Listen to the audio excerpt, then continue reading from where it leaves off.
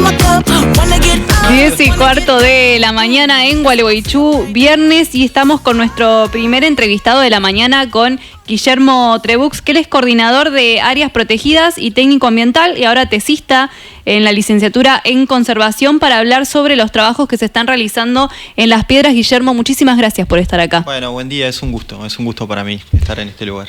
Bueno, y es un gusto para vos también estar en Gualeguaychú trabajando. Hablábamos un poquito sobre eso. Vos sos de Colón y venís de trabajar en el Palmar de Colón. Yo vengo de trabajar en el Palmar, soy de Colón y bueno, aunque querés ser gualeguaychúense, ya estamos ahí gestionando. Ya soy gualeguaychúense, yo ya no tengo el pasaporte aún, pero ya entro sin pedir permiso. Pero sí, me encanta. Me encuentro con una ciudad que le pone mucho empeño, mucho ímpetu al tema de la conservación y bueno, en lo particular es lo que me gusta, así que me parece fascinante. Me encuentro con un lugar increíble. ¿Qué se está haciendo acá en Gualeguaychú en términos de conservación? Después nos vamos a meter específicamente a uno de los temas que tiene que ver con esto de el registro que están llevando de atropellamientos de faunas, bueno, sí, que me parece que es importantísimo. Eso, bueno, sí, luego lo hablamos, sí, es muy importante. Pero en particular yo estoy como mandatado por la gestión, o sea, desde el municipio hay una política respecto al tema del ambiente y la conservación que es muy clara, que emana desde la Intendencia, pasa por la Subsecretaría de Ambiente, voy a tirar como el organigrama, sí, y desde ahí a mi área, que viene a ser como la coordinación o la dirección de la coordinación de áreas protegidas, que se sustenta a través de una ordenanza, que es la 12939, que se sancionó en el 2024, o sea, es algo muy reciente la creación como sistema.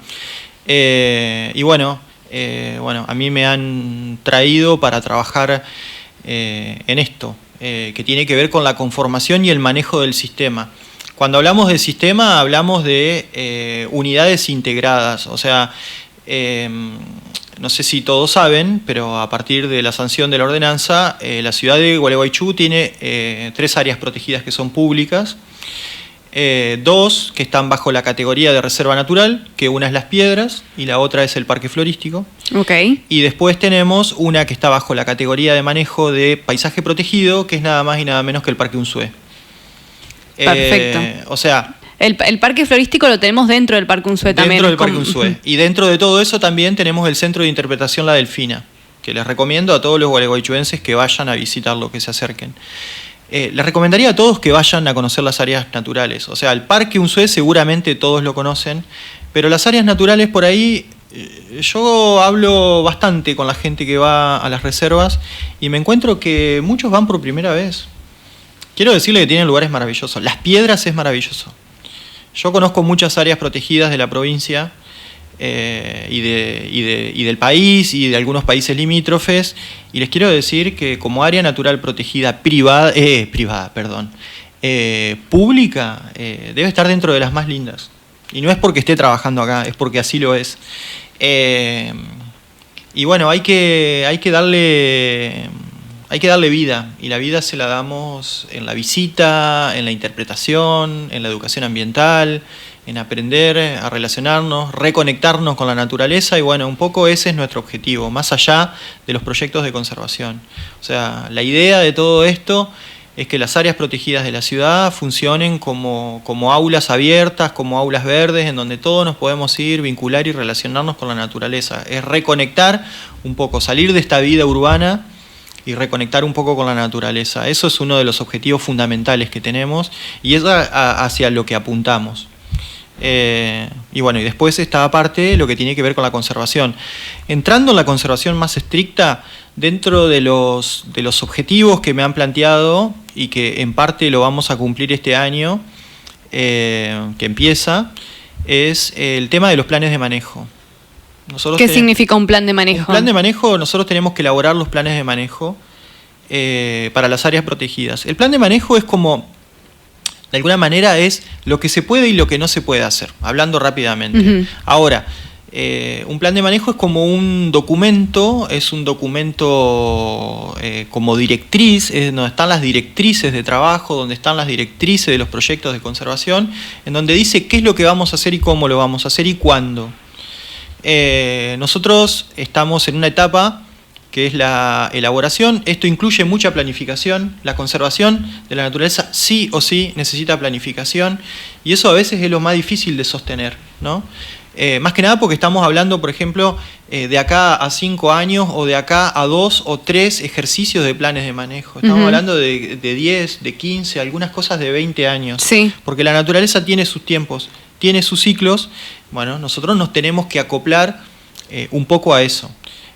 A veces no podemos tener la inmediatez de, no sé, de lo que sería, por ejemplo, pintar un edificio, sino que hay procesos que los tenemos que esperar.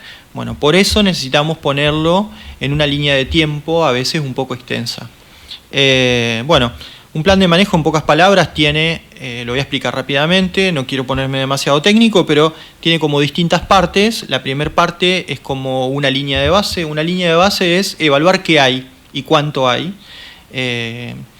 Tener como una idea por ahí, trabajar con grupos biológicos que sean representativos, por ejemplo, como aves, mamíferos y las plantas, por supuesto.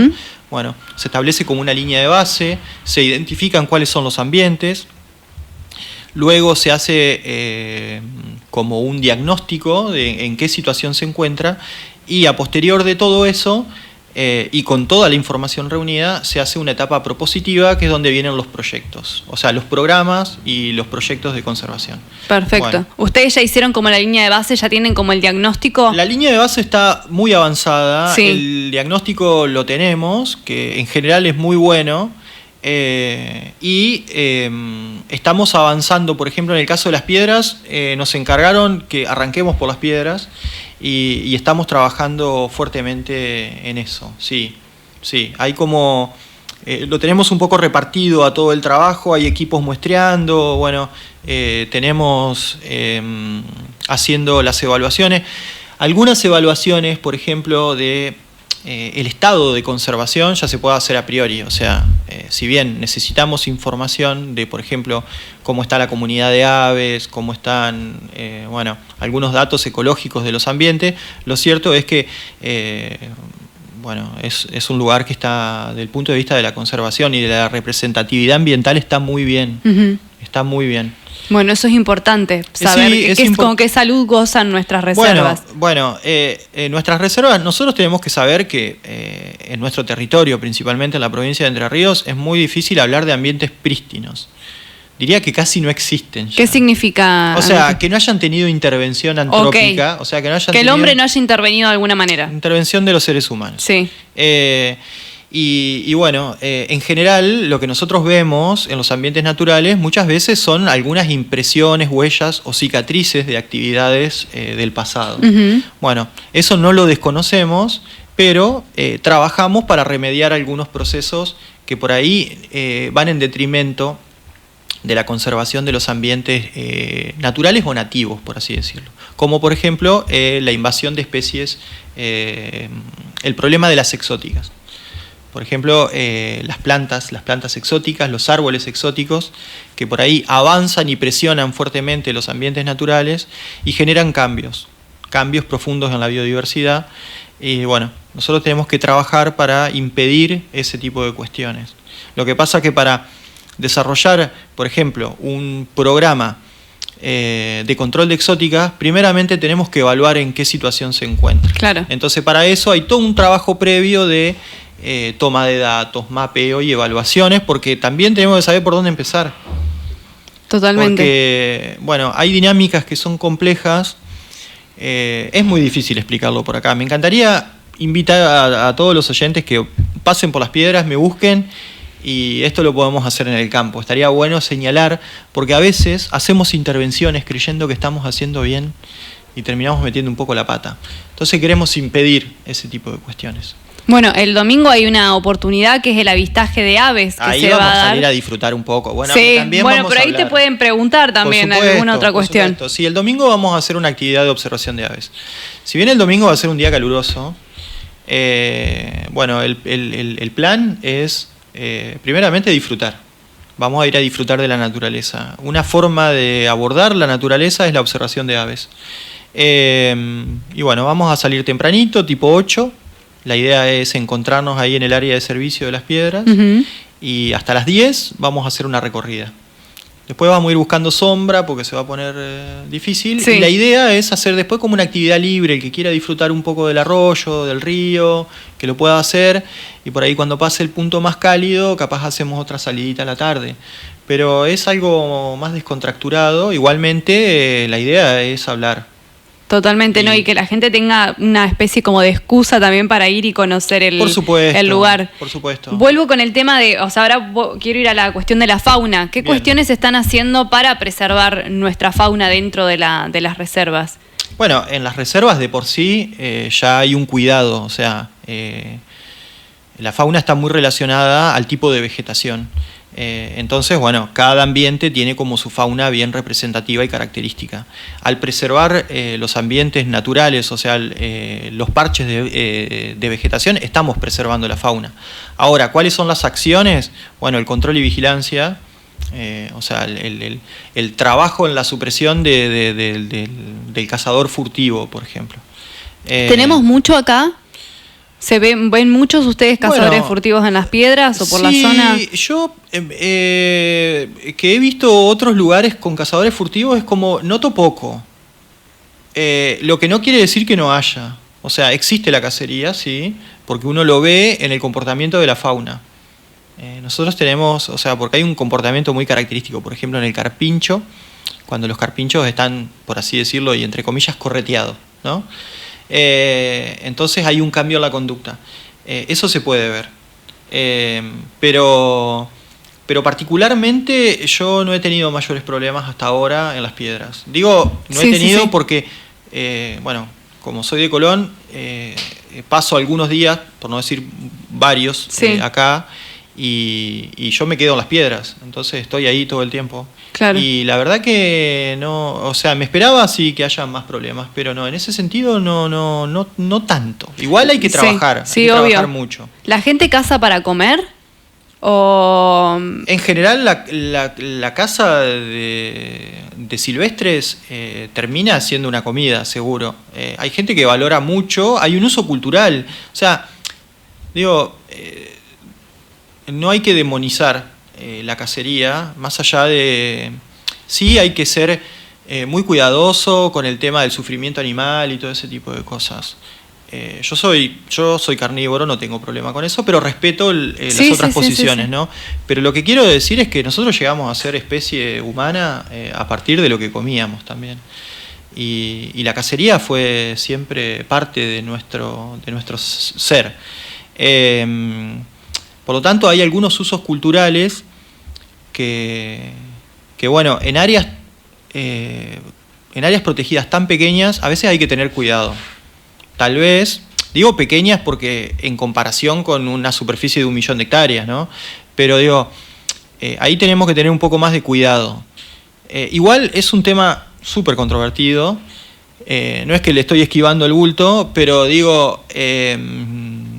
En algunos lugares la cacería se utiliza como mecanismo de conservación. Parece un contrasentido, como por ejemplo el fuego. Yo vengo de trabajar en Palmar, donde en Palmar se cazan animales para controlar poblaciones. Por ejemplo, en el Palmar se quema para beneficiar, o sea, lo quemamos, o lo quemaba yo, para beneficiar la regeneración del pastizal. O sea, a priori lo que parecen disturbios, o diría estos locos que están haciendo, están rompiendo todo, bueno, eso tiene que ver con propiciar ciclos y por ahí controlar poblaciones que están generando daño o presión sobre los ambientes naturales y eso genera un impacto en la biodiversidad. Hay como un cambio en el paradigma perdón, de la conservación que estamos transitando ese cambio en donde salimos de una conservación que por ahí era más de el estilo o la base del no tocar. O sea, decíamos, bueno, nosotros preservamos este ambiente y no lo tocamos. Lo dejamos que se maneje. Y lo cierto es que eso no funciona. A la luz de los acontecimientos no funciona. Y vamos hacia una conservación como un poco más activa. O sea, nosotros tenemos que estar incorporando algunas acciones, por eso se habla mucho de manejo de ecosistema, de manejo de poblaciones, porque porque bueno, es lo que necesitamos. Hoy el ambiente está tan fraccionado, hemos llegado, o sea, tenemos todo el planeta para nosotros, y en todos lados hemos dejado la huella que hoy es necesario propiciar algunos ciclos. O sea, bueno, es como complejo. Creo que daría casi para hacer un programa entero solo hablar de la reintroducción de disturbios en áreas naturales. Pero digo... sí, que es también consecuencia en realidad de nuestro accionar como seres humanos, porque esto del desbande de ciertas poblaciones de la fauna tiene que ver con que nosotros cada vez depredamos más, le sacamos territorio a la naturaleza, ¿no? Sí, o muchas veces vamos en detrimento de unos pero en favor de otros. Por ejemplo, voy a poner un ejemplo, el tema de la paloma, la torcasita, con el tema del cereal. Hubo una explosión en esas poblaciones descomunal, al punto de que llega a ser un problema para la producción. Bueno, ¿eso es por qué? Porque las palomas empiezan a tener disponibilidad del alimento en cantidades industriales y después encuentran un refugio donde se pueden reproducir y explotan las poblaciones. O sea, falta solo con recorrer un poco el campo para ver esas nubes gigantescas de palomas. Bueno, eso es un desequilibrio. Eso es un desequilibrio y eso tiene que ver con eso está como apalancado y propiciado por algunos manejos que nosotros hemos hecho. Bueno, ese tipo de cosas sucede también en otros niveles. Nosotros, por ejemplo, para las piedras, dentro de los planes y dentro de los proyectos, estamos, por ejemplo, planificando el manejo de población de vizcachas. En las piedras tenemos vizcachas. La vizcacha es un organismo sumamente interesante, es una especie muy interesante por lo que genera. Tiene la capacidad de modificar el ambiente en favor de sus necesidades. Y eso trae aparejado una comunidad que rodea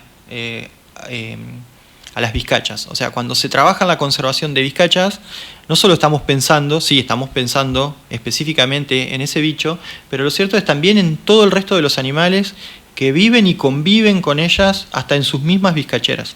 O sea, en una vizcachera nosotros hemos visto que, por ejemplo, ha habido, no sé, un refugio o una cueva para la cría de un zorro. O sea, el depredador convivía en la misma cueva que su presa. Suelen vivir víboras, suelen vivir especies como los enartros, que son, no sé, los peludos, las mulitas, algunas aves, como la lechucita de las vizcacheras, los lagartos se meten y viven, o sea, hay toda una comunidad en derredor de estos bichos. Entonces, por ejemplo, propiciar o rehabilitar algunos ambientes para que las vizcachas se dispersen, ya sea de manera natural o de manera como asistida, o sea, nosotros generando o reintroduciendo núcleos de vizcacha nuevos, lo que estamos generando es más espacio para estas comunidades. Entonces, bueno, eso es uno de los proyectos que estamos planificando y que vamos a incorporar en las piedras. Después uno de los más grandes, o por ahí una de las banderas o de los emblemas, tiene que ver con la conservación del tordo amarillo también, bueno, también. Que imagino que a través del tordo otras aves, ¿no? Como que el tordo es el emblema, bueno, claro, de después de un montón de otros beneficios, como por ejemplo la preservación de los pastizales, que es uno de los ecosistemas que se han dejado de lado. Claramente, no es que se han dejado de lado. Si nosotros pensamos en la estructura económica de nuestro país, sí, vamos a ver que es un país principalmente, se dice, agroexportador, ¿no? Sí. Por lo tanto, la producción se sustenta en función de una materia prima que se genera en el campo. Sí. Y dentro de eso es principalmente cerealero.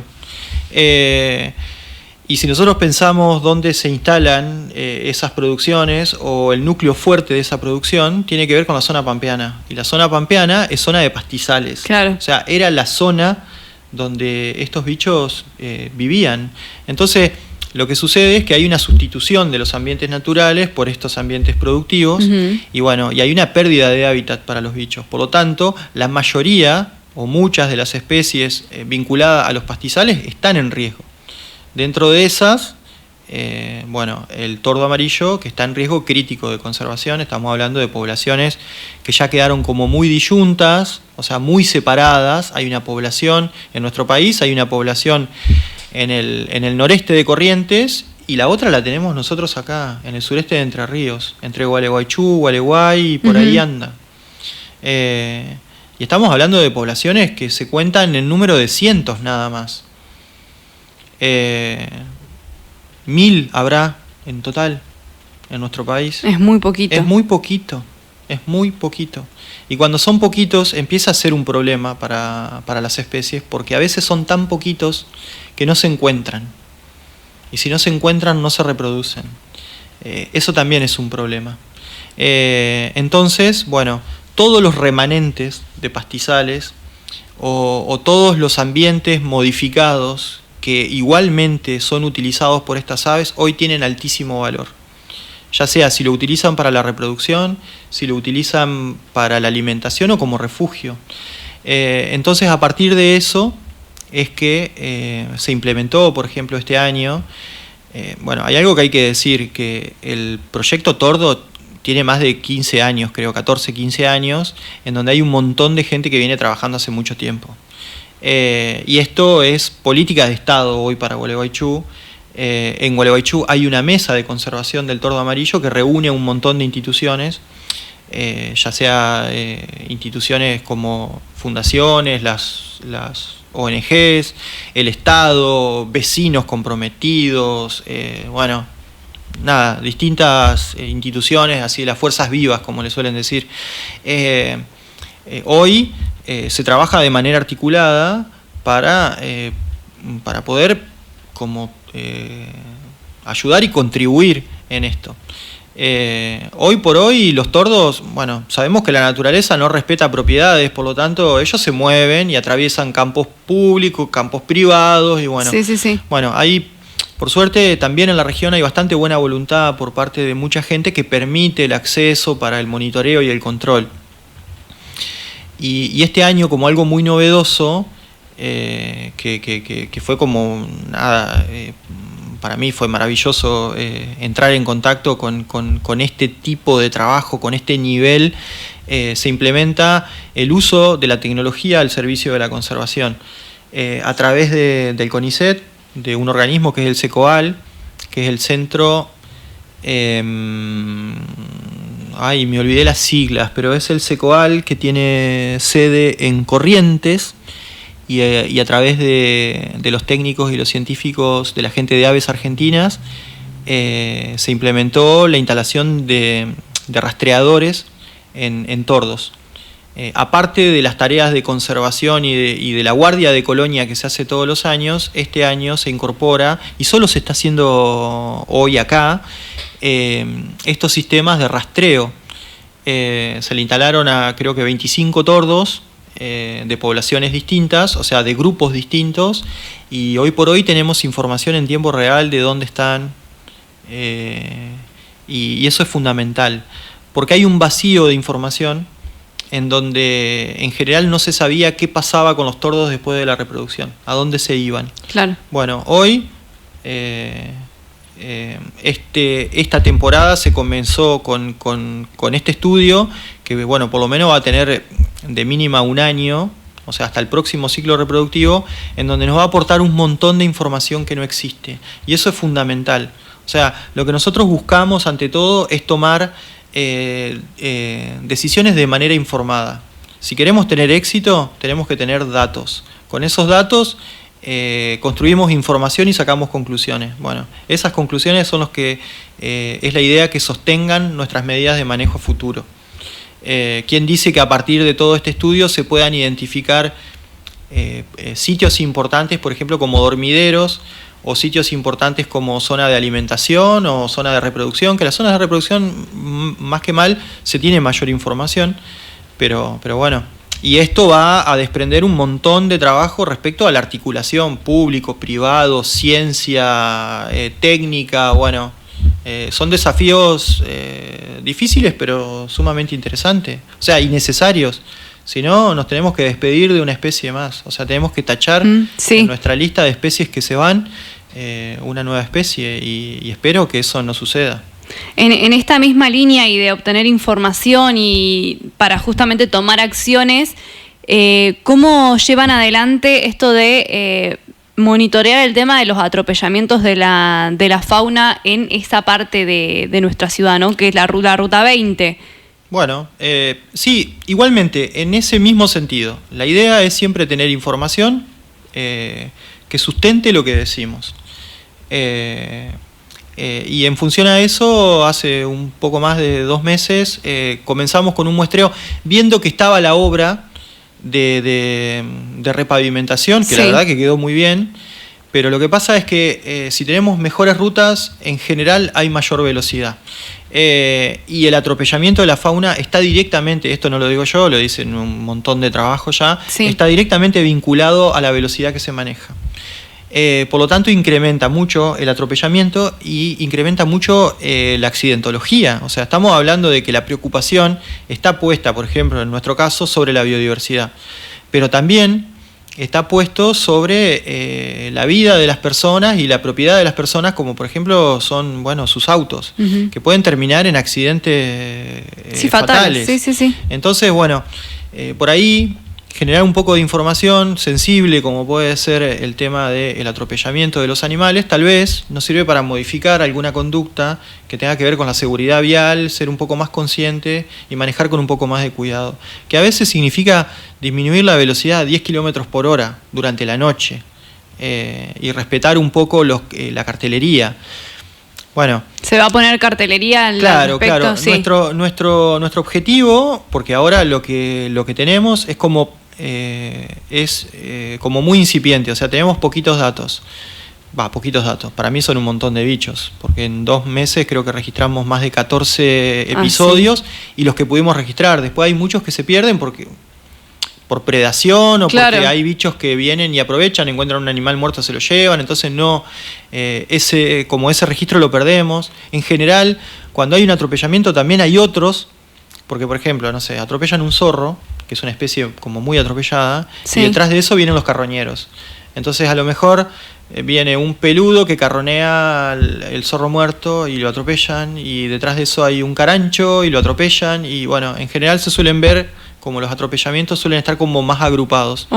Entonces lo que estamos tratando de hacer con esto es relevar la información y hacer análisis a través del sistema de información geográfica para detectar dónde están los puntos calientes de atropellamiento y a lo mejor como dirigir la información a esos puntos. Es decir, bueno, este es un paso de fauna, por ejemplo. Claro. Entonces de esa manera poder advertir al conductor de que idealmente debe ser un lugar que hay que transitarlo con un poco más de cuidado. Bueno, estamos apuntando a eso y aparte para tener una idea, ¿no?, de muchas veces el impacto que generamos en la biodiversidad. Nosotros necesitamos las rutas, necesitamos movernos, por supuesto. Obvio, no vamos a discutir eso, pero sí saber que muchas veces esto tiene impactos asociados que por ahí no están contemplados. Bueno, bueno, y también tiene que ver con educar a un ciudadano mucho más empático y mucho más comprometido con su entorno, ¿no?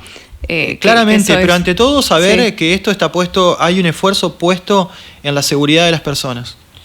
Porque, por ejemplo, no sé, chocar un carpincho que pesa 40 kilos es destruir el auto y posiblemente generarse algunas lesiones que pueden ser graves o terminar con la vida de una persona, ya sea por un volantazo y se terminan chocando contra algo, un vuelco, bueno, eso lamentablemente sucede y digo, por lo menos nosotros queremos colaborar en eso también. La conservación tiene que ver con eso también, tiene que ver con la seguridad de las personas.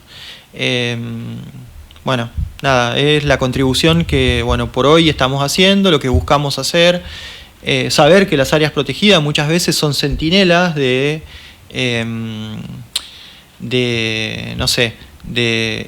enfermedades como la gripe aviar, por ejemplo. Son lugares donde en general se detecta primeramente en áreas protegidas, o no sé, hay un brote ahora hay un problema, está habiendo algunos problemas con el tema del hantavirus, ponele. Bueno, entonces las áreas son lugares centinelas donde nosotros podemos evaluar y tener de antemano, por ejemplo, información. No sé, hay una explosión demográfica de ratones colilargo, bueno, en general lo vamos a ver primeramente en las áreas protegidas y seguramente después se va a manifestar en la ciudad. No lo sé, solo por dar un ejemplo, no quiero generar miedo, pero estoy dando un ejemplo como muy concreto donde las áreas juegan un rol fundamental.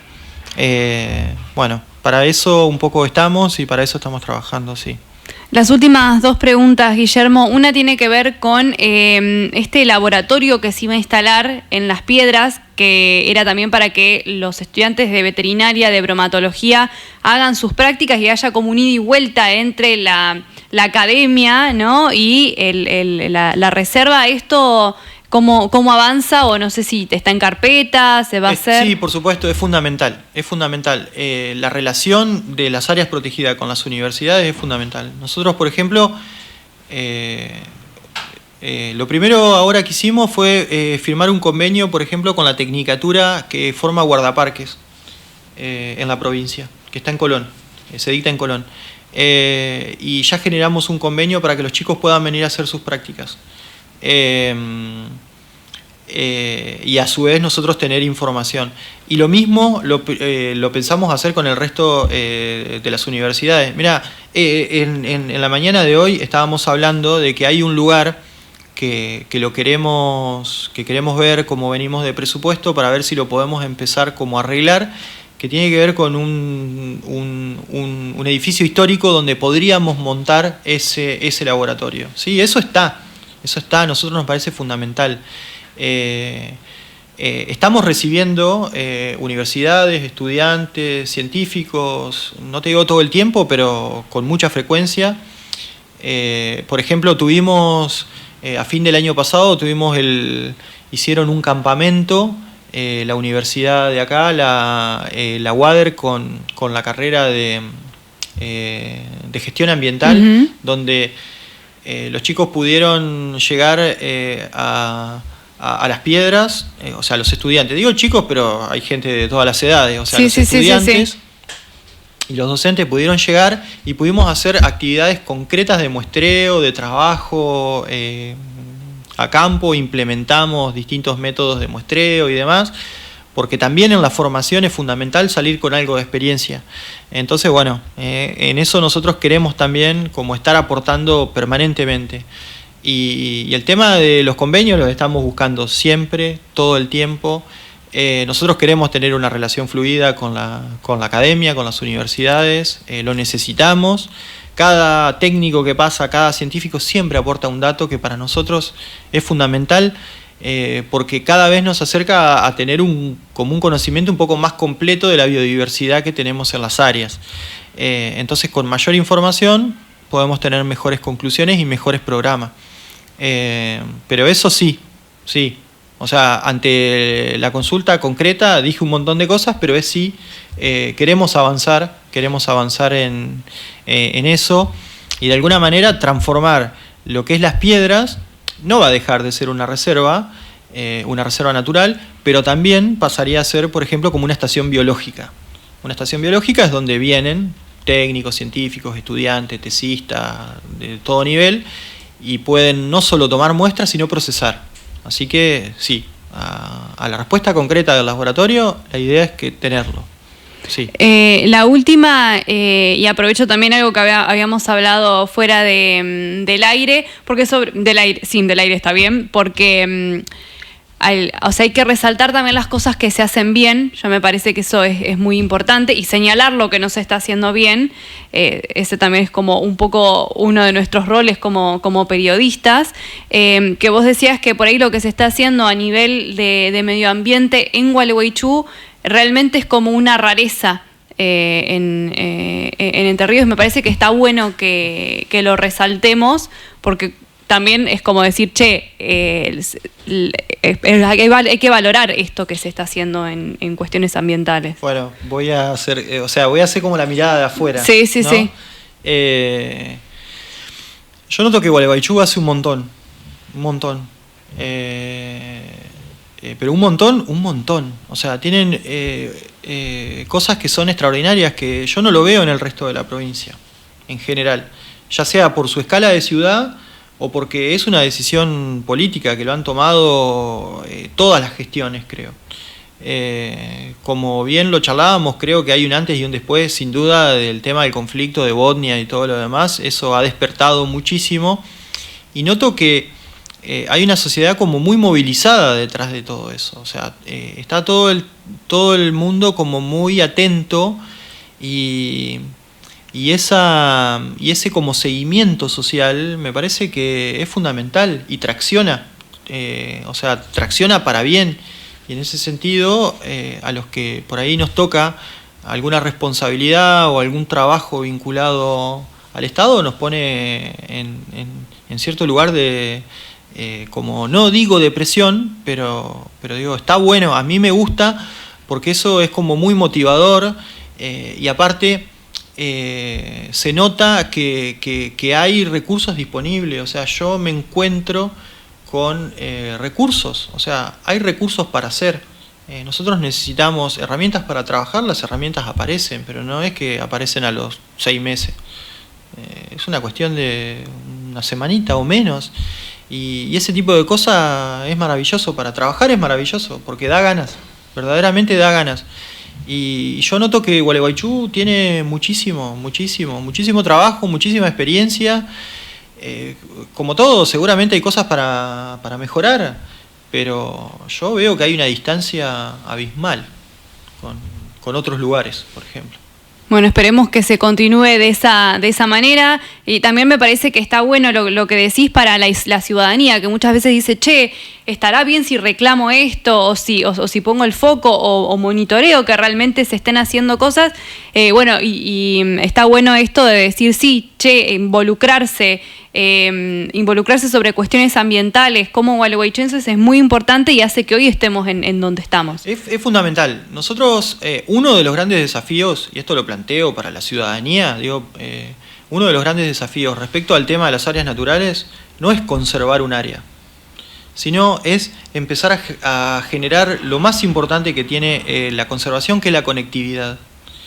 Y es no generar esas islas aisladas de conservación, sino justamente empezar a hacer articular esa área protegida con otras, ya sea públicas, privadas, empezar a generar los corredores biológicos, las áreas de conectividad, bueno, en fin, ese es como el gran desafío. Nosotros cuando lo pensamos desde el sistema tenemos como una visión sistémica. Sabemos que tenemos estas zonas de conservación que articulan con privados, que hay muchas áreas naturales privadas que, bueno, desde el sistema nosotros queremos como acompañar y poner un poco de asistencia si lo necesitan, pero lo que nosotros buscamos es integrar, y en esta integración es fundamental el rol con la ciudadanía. O sea, porque el compromiso, o sea, si bien hay gente que tiene tareas específicamente asignadas en la conservación la hacemos entre todos. Pues yo puedo tener la mejor reserva, pero si mi pueblo, mi sociedad no reconoce ese espacio como un espacio de conservación, no lo va a hacer nunca. Entonces digo, tenemos que poner un poco de todo, ¿no? Y créanme que cuando les digo que un agente de conservación lo somos todos, todas las personas que habitan la ciudad de Gualeguaychú y sus visitantes son agentes de conservación. Entonces digo, bueno, si nosotros todos hacemos nuestro aporte, en ese sentido la cosa va a estar mejor. Y quiero enfatizar esto, nosotros tenemos como una visión sistémica, apuntamos a mirar el territorio desde los límites de las áreas protegidas para afuera, porque queremos ver cómo nos empezamos a relacionar con la producción, con áreas naturales, con áreas seminaturales, con campos privados donde hay parches interesantes por ahí que a nosotros nos sirve para que determinadas especies se movilicen. Bueno, en fin, necesitamos generar todo eso porque el flujo genético dentro de las áreas naturales es fundamental. Es fundamental. Si nosotros no trabajamos en eso, estamos haciendo mal las cosas. Bueno, eso es como los pasos a seguir. Dentro del plan de manejo, por ejemplo, de las piedras, uno de los proyectos más largos y por ahí más complejos es la relación del área protegida con el entorno. y bueno, nada, saber es que... un gran desafío. Un gran desafío, sí. Bueno, Guillermo, muchísimas gracias por tu tiempo, por habernos contado qué se está haciendo en términos de conservación en la ciudad, y seguramente seguiremos charlando porque esperemos que tengan más datos, que podamos entender la importancia que tiene la preservación de estos espacios y nuestro involucramiento como sociedad también. Y para disfrutar la naturaleza nos da un montón de beneficios, por ejemplo, a nivel de salud mental, de distensión, o sea, un montón de cosas. Claramente muchas gracias por el espacio. Para nosotros es fundamental poder salir y hablar y contar las cosas que hacemos. Quiero aprovechar e invito a todos y todas que vayan, que conozcan, que se acerquen, que pregunten, que se involucren. Yo no tengo problema con eso, todo lo contrario. Me gusta hablar, me gusta contar. De rato me apasiona un poco, me van a tener que aguantar. Pero estamos para eso y quiero aprovechar a invitarlos porque a lo largo de este año vamos a estar haciendo un ciclo de charlas, de presentaciones y todo lo demás. Y ahora estamos haciendo un taller de manejo de ofidios peligrosos, enfocándonos principalmente en el tema del yarará. Vamos a estar haciendo el 30 un taller. Es con inscripción igual, lo tienen que hacer por intermedio de las redes sociales, tanto de la subsecretaría como del sistema de áreas protegidas. Uh-huh. Y bueno, está enfocado por ahí tal vez a bomberos, trabajadores de defensa civil y cosas por el estilo. Pero bueno, si llega a haber alguien de público interesado también en esto, están invitados. Fantástico. Bueno, muchísimas gracias, Guillermo, por tu tiempo. Y bueno, nosotros lo escuchamos a Guillermo, coordinador de áreas protegidas, técnico ambiental y tesista de licenciatura en conservación, hablándonos sobre nuestras reservas y cómo se viene trabajando en ellas. Nos separan 5 minutos de las 11 de la mañana. Vamos a una pausa y ya volvemos. Estás escuchando Ahora o Nunca. Estás informado.